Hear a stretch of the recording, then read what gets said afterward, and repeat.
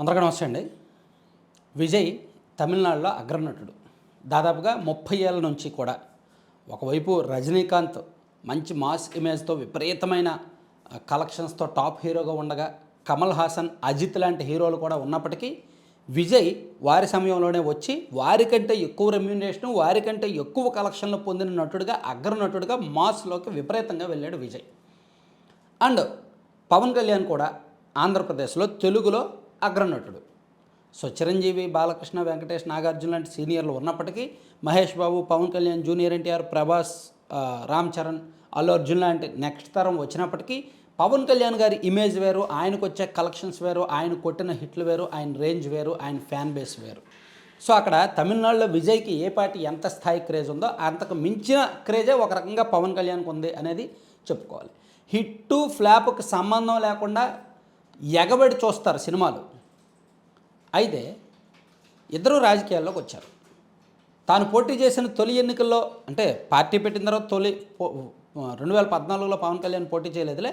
So తాను పోటీ చేసిన తొలి ఎన్నికలో పవన్ కళ్యాణ్ గారు ఓడిపోయారు. 2 చోట్ల ఓడిపోయారు. అండ్ తన పార్టీ కూడా దారుణంగా ఓడిపోయింది. ఒకే ఒక్క సీటు గెలిచారు. 6% ఓట్లు వచ్చాయి. కానీ తాను పోటీ చేసిన తొలి ఎన్నికలో 35% ఓటింగ్తో 108 నియోజకవర్గాల్లో గెలిచారు విజయ్. ఏంటి తేడా ఇద్దరికి?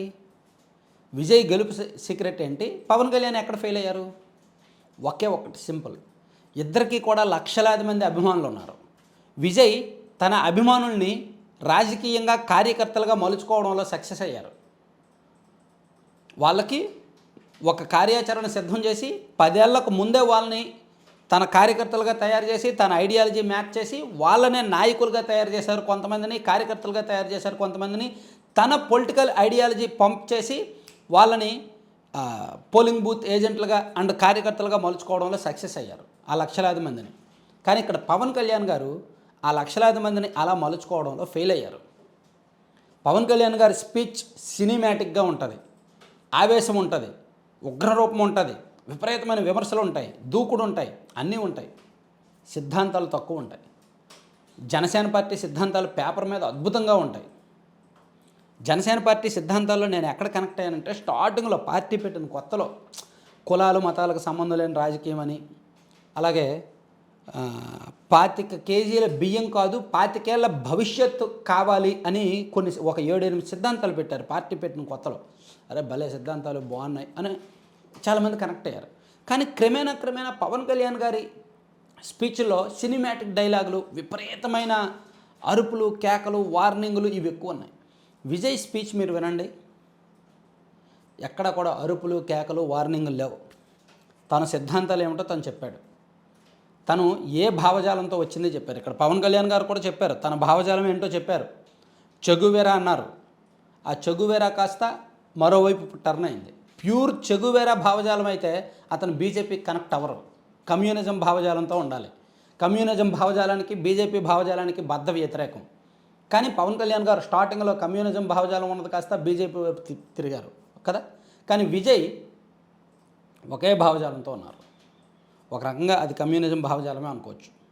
బీజేపీ వాళ్ళు ఎంత టార్గెట్ చేసినా, ఎంత ఒత్తిడి చేసినా, ఎన్ని రకాలుగా ప్రలోభ పెట్టినా విజయ్ లొంగలేదు. సో తన నమ్మకం తంది. ఇక్కడ నేను ఇద్దరిని పోల్చడం కాదు, నిజానికి ఇద్దరిని పోల్చి నేను ఇక్కడ పవన్ కళ్యాణ్ గారిని తక్కువ చేయట్లేదు. పవన్ కళ్యాణ్ గారి వ్యూహం పవన్ కళ్యాణ్ గారిదే, విజయ్ వ్యూహం విజయ్దే. ఒక చిన్న తేడా ఏంటంటే, ఒక చిన్న తేడా కారణంగా ఇంత తేడా ఎందుకు వచ్చిందంటే, ఫలితం ఇంత తారుమారు ఎందుకు జరిగిందంటే, విజయ్ 10 ఏళ్లకు ముందే తన పార్టీ కార్యకర్తలని, తన అభిమానుల్ని కార్యకర్తలుగా మలుచుకున్నాడు. వాళ్ళని పొలిటికల్ యాక్టివిస్టులుగా మార్చేశాడు, పొలిటికల్ క్లబ్స్ తయారు చేశాడు, నాయకులుగా తీర్చిదిద్దాడు. కానీ పవన్ కళ్యాణ్ గారికి, నిజానికి పవన్ కళ్యాణ్ గారు 2014లో పార్టీ పెట్టారు కదా, 2019లో తన ఎన్నికలకు పోటీ చేశారు కదా. 14 నుంచి 19 మధ్యలో తనకు 5 ఏళ్ల టైం ఉంది. ఆ 5 ఏళ్ల టైంలో తన పార్టీ, తన అభిమానుల్ని కార్యకర్తలుగానో నాయకులుగానో మలచలేదు. అది పెద్ద తప్పు. మలుచుకోలేదు. అంటే తనకంటూ కొన్ని సిద్ధాంతాలు ఉన్నాయి, కానీ తన ఫ్యాన్స్ని సరిగ్గా వాడుకోలేదు అంటాను నేను. సరిగ్గా చెప్పాలంటే తన ఫ్యాన్స్ని సరిగ్గా వాడుకోలే. ఆ ఫ్యాన్స్ సోషల్ మీడియా వరకు పరిమితమై, ఎవరైనా పవన్ కళ్యాణ్ గారిని విమర్శిస్తే, తప్పు పడితే వాళ్ళ మీద నోరులు వేసుకొని పడిపోవడం వరకు పరిమితం అయ్యారే తప్ప సైద్ధాంతికంగా రాజకీయంగా పవన్ కళ్యాణ్ గారికి ఉపయోగపడాలి అనేంత లేదు. పవన్ కళ్యాణ్ గారు మీటింగ్ పెడితే వస్తారు, వేలాది మంది జనం వస్తారు.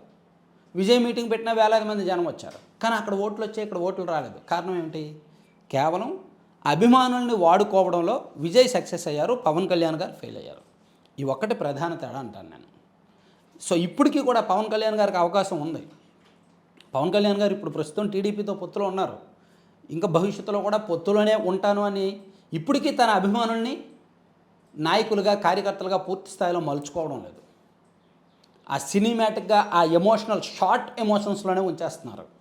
షార్ట్ కట్ అంటే షార్ట్ ఎమోషన్స్ అంటే అప్పటికప్పుడు మాట్లాడి విపరీతమైన భావావేశం ఎక్కించేసి, విపరీతమైన సినిమాటిక్ డైలాగులు ఎక్కించేసి, పవన్ కళ్యాణ్ గారు మాట్లాడితే కొన్ని డైలాగులు పడతాయి, అద్భుతంగా పడతాయని చెప్పి దాన్నే సీజ్ ద షిప్ అంతే.